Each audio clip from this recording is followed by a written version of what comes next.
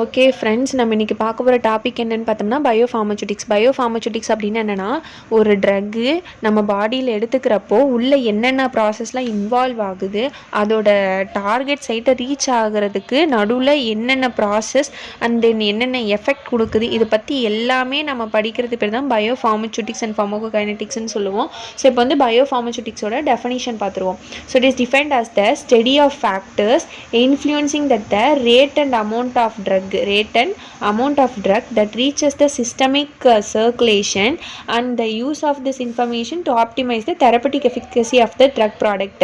அதாவது ஒரு ட்ரக் இருக்குது, அந்த ட்ரக்கு அதோட சிஸ்டமிக் சர்க்குலேஷனை ரீச் ஆகிறதுக்கு, ஒரு ட்ரக்கு அதோட சிஸ்டமிக் சர்க்குலேஷனை ரீச் ஆக என்னென்ன ஃபேக்டர்ஸ் இன்ஃப்ளூயன்ஸ் பண்ணுதோ அது மொத்த இன்ஃப்ளூயன்ஸுமே தெரப்பிட்டிக் எஃபெக்டாக ஆப்டிமைஸ் பண்ணுற ஸ்டடியை பற்றி படிக்கிறது பேர் தான் பயோஃபார்மசூட்டிக்ஸ்னு சொல்கிறோம்.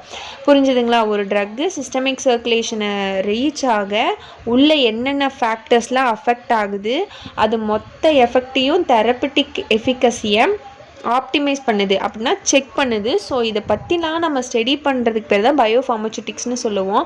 தென் வந்து அப்சார்ப்ஷன்னா தெரியும், ஒரு சைட் ஆஃப் அட்மினிஸ்ட்ரேஷன்லேருந்து சிஸ்டமிக் சர்க்குலேஷனுக்குள்ளே போகிறப்போ நடுவில் நடக்கக்கூடிய அந்த ப்ராசஸ் ஆஃப் மூமெண்ட், அந்த அப்சார்பன்ஸ், அதை தான் வந்து நம்ம அப்சார்ப்ஷன்னு சொல்லுவோம். ஓகேங்களா?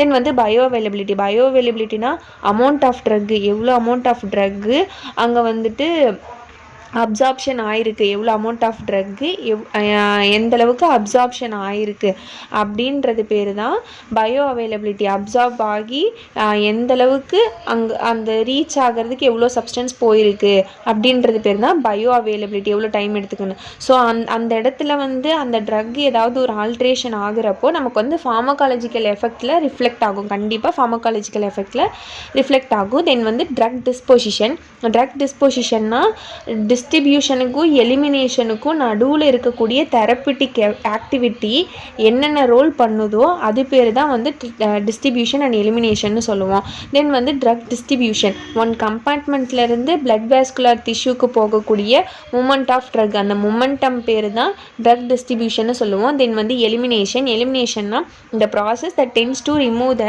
Drug from the body and terminate its action. Elimination of the ட்ரக்னா நம்ம ட்ரக் வந்துட்டு உள்ளே வந்துட்டு அதோட ப்ராசஸை முடிச்சுட்டு, இல்லை அதுக்கு முன்னாடியே சம் ட்ரக்ஸ் மட்டும் வெளியே போணுச்சு, மெட்டபலைஸ் ஆகி வெளியே போணுச்சு அப்படின்னா அதை வந்து நம்ம எலிமினேஷன்னு சொல்லுவோம். அதில் வந்து 2 இருக்குது, பயோ டிரான்ஸ்ஃபர்மேஷன் ஒன்று, எக்ஸ்கிரியேஷன் வந்து. பயோ டிரான்ஸ்ஃபர்மேஷன்னா அதாவது அந்த ட்ரக் வந்து இன்ஆக்டிவேட் ஆகி வெளியே போயிடும், அது வந்து பயோ டிரான்ஸ்ஃபர்மேஷன். எக்ஸ்கிரியேஷன்னா அந்த ட்ரக் வந்து மெட்டபலைஸ் ஆகி நம்ம பாடியிலே மெட்டபலைஸ் ஆகி எக்ஸ்கிரியேட் ஆகிறது பேர் தான் எக்ஸ்கிரியேஷன்னு சொல்லுவோம். தென் வந்து ஃபார்மகோகைனெட்டிக்னா என்ன? ஒரு ட்ரக்கு அதோட டார்கெட் சைட்டை ரீச் ஆக உள்ளே நடக்கக்கூடிய ப்ராசஸ், அந்த டைம் ஆஃப் ப்ராசஸ் வந்து அந்த ப்ராசஸ் தான் வந்து ஃபார்மகோகைனெட்டிக்னு சொல்லுவோம். அங்கே நடுவில் வந்து ADME process, absorption, distribution, metabolism and elimination, இது எல்லா ப்ராசஸுமே நடக்கும். அதாவது இன்னொன்று சொல்லலாம், which is study of what the body does to the truck.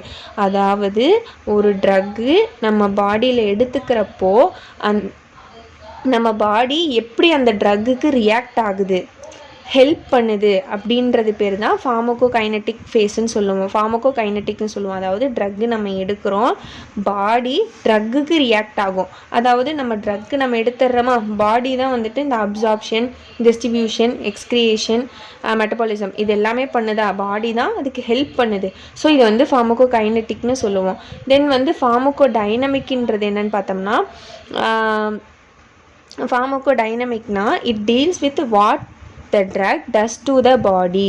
So அங்கே வந்துட்டு நம்ம ஏடிஎம்இ ப்ராசஸில் வந்து ட்ரக்குக்கு வந்து நம்ம பாடி ஹெல்ப் பண்ணுது. ஸோ டைனமிக் ஃபேஸில் என்ன ஆகுதுன்னா, இங்கே வந்துட்டு பயோகெமிக்கல் அண்ட் ஃபிசிக்கோ கெமிக்கல் எஃபெக்ட்லாம் தருது.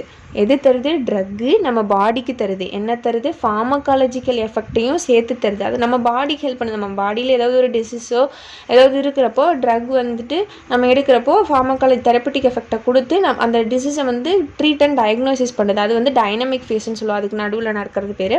தென் வந்து clinical ஃபார்மகோகைனெட்டிக் pharmacokinetic is the use of pharmacokinetic principle in optimizing the drug dosage to suit individual patient needed and achieving maximum therapeutic activity.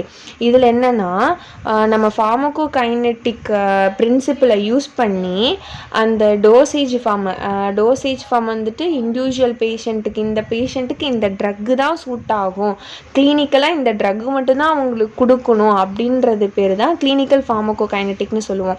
தென் வந்து இங்கே வந்து ஒரு மேப்பாகவே இருக்குது. நீங்கள் டெஃபினேஷன் வந்து உங்களுக்கு புரியலைனாலுமே சப்போஸ் இது நீங்கள் இந்த மேப் ஃபுல்லாக, இந்த மைண்ட் மேப் ஃபுல்லாக நீங்கள் பார்த்தீங்கன்னாவே உங்களுக்கு கம்ப்ளீட்டாக இதுதான் கான்செப்ட்னு உங்களுக்கு தெரிஞ்சிடும். ஸோ இங்கே வந்து ஃபஸ்ட் வந்து ட்ரக்கு எக்ஸிபியன்ஸ் இருக்குது. இங்கே வந்து டோசேஜ் ஃபார்ம் நம்ம ஃபார்முலேட் பண்ணுறோம். இங்கே வந்து எந்த ஒரு ரிலீஸுமே ஆகாது, ஏன்னா இங்கே தான் ஃபார்முலேஷன் நடந்திருக்கு. ஸோ இங்கே வந்து நம்ம ஓரல், ஒரு நிமிஷம், ஸோ இங்கே வந்துட்டு ஓரல் அட்மினிஸ்ட்ரேஷன், பேஷண்ட்டுக்கு வந்து அந்த ட்ரக்கை கொடுக்குறோம், ஓரல் அட்மினிஸ்ட்ரேஷன் பண்ணுறோம். அந்த ட்ரக் அவங்க எடுத்ததுக்கப்புறம் ட்ரக் வந்து ரிலீஸ் அண்டு டிசால்வ் ஆகுது.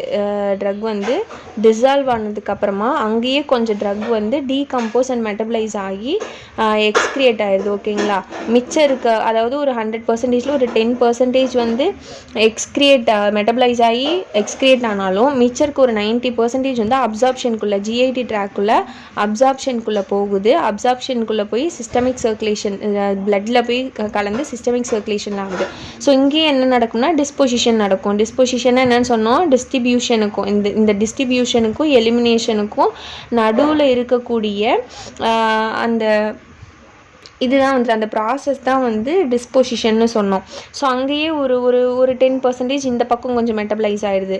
ஸோ மிச்சம் இருக்க ஒரு 60 to 70% ட்ரக் வந்துட்டு extra vascular tissue and tissue at the site of action, எந்த டிஷ்யூக்கு, ஃபார் எக்ஸாம்பிள் நம்ம ஐக்கு எடுக்கிறோம், இல்லை இயருக்கு எடுக்கிறோம், இல்லை வந்து பேங்க்ரேஸ்க்கு எடுக்கிறோம் அந்த ட்ரக்குன்றப்போ அந்த சைட் ஆஃப் இது டிஷ்யூக்குள்ளே போகும். டிஷ்யூக்குள்ளே போயிட்டு நமக்கு வந்து ஃபார்மகாலஜிக்கல் ரெஸ்பான்ஸை கொடுக்குது அண்ட் தெரப்பட்டிக் அண்ட் டாக்ஸிக் எஃபெக்டையும் கொடுக்குது, ஸ்மால் அமௌண்ட் ஆஃப் டாக்ஸிக் எஃபெக்டையும் கொடுக்குது. ஸோ இதுதான் வந்துட்டு ப்ராசஸ்ன்னு சொல்லுவோம். ஸோ நம்ம இங்கேருந்து மேலேருந்து இந்த அப்சார்ப்ஷன்லேருந்து எடுத்துகிட்டு தெரப்பட்டிக் எஃபெக்ட் எக்ஸ்கிரியேஷன் வரைக்கும் நம்ம பார்த்துக்கிட்டோம்னாவே ஃபுல்லாக நமக்கு வந்து ஃபார்மகோகைனடிக்னு தான் சொல்லுவோம். ஸோ இங்கே வந்து என்னென்னு சொன்னோம், ஏடிஎம்ஏ ப்ராசஸில் உள்ள இன்வால்வ் ஆகுது ஃபார்மகோகைனடிக்னு சொன்னோமா.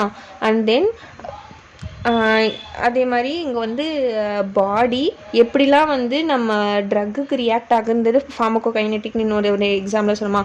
ஃபார்மகாலஜிக்கல் ரெஸ்பான்ஸ்னாவே பாடி ட்ரக்குக்கு எப்படி ஹெல்ப் பண்ணுது, ரியாக்ட் ஆகுது, ட்ரக்கு உள்ளே வரதுக்கு எல்லாமே நம்ம பாடி ஹெல்ப் பண்ணுச்சு, அது ஃபார்மகோகைனடிக்கு. ட்ரக்கு பாடிக்கு ஹெல்ப் பண்ணுது, அதுதான் வந்து ஃபார்மகாலஜிக்கல் ரெஸ்பான்ஸ், அதாவது ஃபார்மகோ டைனமிக்னு சொல்லுவோம். இது வந்து therapeutics. Clinical pharmacokinetic oral administration. இங்கேயே வந்துட்டு ட்ரக் வந்து எந்த டோசேஜ் ஃபார்மில் கொடுக்குறோம், எவ்வளோ அமௌண்ட் ஆஃப் கொடுக்குறோம், பேஷண்ட்டுக்கு எந்த மாதிரி கொடுக்குறோம், ஒரு பேஷண்ட்டை பொறுத்து நம்ம பேஷண்ட்டோட டிசீஸை பொறுத்து கொடுக்குறத வந்து கிளினிக்கல் ஃபார்மகோகைனடிக்னு சொன்னோம். ஸோ இதுதான் இந்த மைண்ட் மேப் பார்த்திங்கன்னா உங்களுக்கு நல்லா ஈஸியாக புரியும். தென் வந்து ட்ரக் ப்ராடக்ட் பெர்ஃபார்மன்ஸ் பேராமீட்டர்ஸ் எல்லாமே கொஞ்சம் பார்க்கலாம். மினிமம் எஃபெக்டிவ் கான்சன்ட்ரேஷன் ஆகுனாவே ஒரு ட்ரக்கு ஸ்மால் அமௌண்ட்டாக நம்ம கொடுக்குறப்போவே, ஒரு ட்ரக்கு ஸ்மால் அமௌண்ட்டாக கொடுக்குறப்போவே அது வந்துட்டு நல்ல ஒரு பாடிக்கு ஒரு நல்ல ஒரு எஃபெக்ட்டு, ஒரு தெரப்பிட்டிக் எஃபிகசியே தரும்.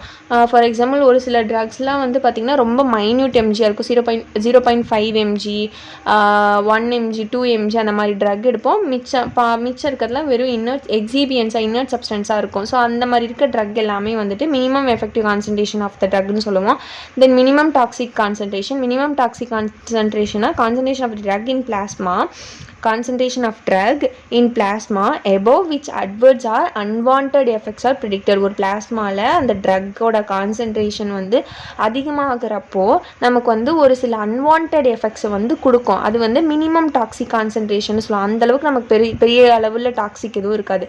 தென் வந்து ஆன்செட் டைம்னா time required for the drug to start producing pharmacological ரெஸ்பான்ஸை, அதாவது ஒரு ட்ரக் எடுத்துக்கிட்டு எப்போ அந்த ட்ரக் வந்து ஃபார்மகாலஜிக்கல் ரெஸ்பான்ஸை ஸ்டார்ட் பண்ணுது, ஸோ அந்த டைமை வந்து ஆன்செட் ஆஃப் டைம்னு சொல்லுவோம். Then duration of action, duration of action என்னென்னா the time period for which the plasma concentration of drug remains above the minimum effective concentration level. So duration of ஆக்ஷன்றது இந்த minimum effective concentration லெவலை அதிகமாகிறப்போ இருக்கக்கூடிய அந்த drug வந்துட்டு ரொம்ப கொஞ்சம் டிலேவாக வந்து டைம் எடுத்துக்கும். அதை வந்துட்டு நம்ம டியூரேஷன் ஆஃப் ஆக்ஷன்னு சொல்லுவோம். Then time of peak plasma level. Time of peak plasma லெவல்னால் ஒரு ட்ரக்கு அந்த மேக்ஸிமம் அந்த மேக்ஸிமம் பீக்கை ரீச் பண்ணுறப்போ இருக்கக்கூடிய அந்த பீக் லைனை தான் வந்துட்டு பீக் பிளாஸ்மா லெவல்னு சொல்லுவோம். ஸோ எவ்வளோ டைம் எடுத்துக்குது அப்படின்றது தான் பீக் பிளாஸ்மா லெவல். ஸோ உங்களுக்கு வந்து இந்த கிராஃபை பார்த்தீங்கன்னா உங்களுக்கு தெரியும். ஸோ இங்கே வந்து டைம் இருக்குது, பிளாஸ்மா லெவல், இது வந்து பிளாஸ்மா லெவல், இது வந்து டைமு. ஸோ இங்கே வந்து நம்ம ட்ரக் கொடுக்குறோம். ட்ரக் கொடுக்குறப்போ என்ன ஆகுது, மேக்ஸிமம் ஹைட்டை ரீச் ஆகுதா, இது வந்து தான் பீக் பிளாஸ்மா லெவல்னு சொல்லுவோம். ஸோ அங்கேருந்து கொஞ்சம் கொஞ்சமாக ட்ரக் வந்து கம்மியாகும். இப்படியே கம்மியாகி எக்ஸ்கிரியேட் ஆகிரும். ஸோ இதுதான் வந்துட்டு பீக் கான்சன்ட்ரேஷன்னு சொல்லுவோம். தென் வந்துட்டு இதுதான் வந்து மினிமம் டாக்ஸிக் கான்சன்ட்ரேஷன். இந்த இடத்துக்கு நம்ம போகிறப்போ தான் நமக்கு வந்து டாக்ஸிக் கான்சன்ட்ரேஷனை ப்ரொடியூஸ் பண்ணும். தென் நடுவில் இருக்கிறது தான் வந்து மினிமம் எஃபெக்டிவ் கான்சன்ட்ரேஷன். இது இன்க்ரீஸ் ஆகிறப்போ நமக்கு ஒரு நல்ல ஒரு ஃபார்மகாலஜிக்கல் எஃபெக்ட் தரும். ஓகேங்களா. தென் வந்து peak plasma level. Peak plasma லெவல்னா தான் இது ரொம்ப ஹையாக போகிறப்போ த மேக்ஸிமம் ட்ரக் கான்சன்ட்ரேஷன், ஒரு ட்ரக்கோட கான்சன்ட்ரேஷன் ரொம்ப அதிகமாக போகுது அப்படின்றப்போ அதோட height of the plasma level, அதோட அந்த ரீச் வந்து ரொம்ப அதிகமாக இருக்கும். ஸோ அப்போ வந்து ஒரு கான்ஸ்டன்ட் ஸ்டேட் இருக்கும். இந்த ரேட்டுக்கு மேலே அந்த ட்ரக் வந்துட்டு ரீச் ஆகாது, இதுக்கு மேலே அது வந்து எலிமினேட் ஆகுன்ற ஒரு பீக் லைன் இருக்கும். ஸோ அது வரைக்கும் தான் போகும். Then area under the curve. Area under the கர்வ்னா இங்கே பார்த்தீங்களா, இங்கே சொன்னல ஒரு ட்ரக்கு மேலே போயிட்டு பீக் கான்சன்ட்ரேஷனுக்கு போயிட்டு கீழே அப்படியே எக்ஸ்கிரியேட் ஆகும். ஸோ நடுவில் எடுத்துக்கக்கூடிய அந்த ஸ்பேஸ், அந்த பிளாஸ்மா லெவல் டைம் ப்ரொஃபைல், இந்த மொத்தத்தையும் தான் நம்ம ஏரியா அண்டர் த கர்வ்னு சொல்லுவோம். ஓகேங்களா.